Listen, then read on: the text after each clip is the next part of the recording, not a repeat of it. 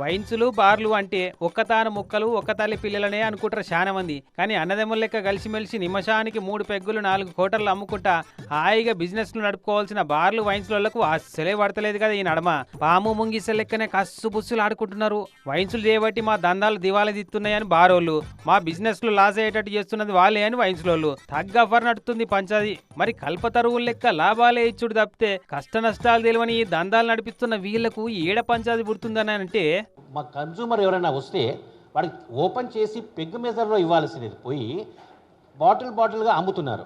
So ఇది వాళ్ళు ఈ రీటైల్ అమ్మకూడదు వాళ్ళని. రీటైల్ అవుట్లెట్స్ మాది A4, వాళ్ళు B2, వాళ్ళది ఓన్లీ బార్ ఓపెన్ చేసి సర్వ్ చేయాలి. అటువంటిది పార్సల్స్ అమ్మడం మొదలుపెట్టారు.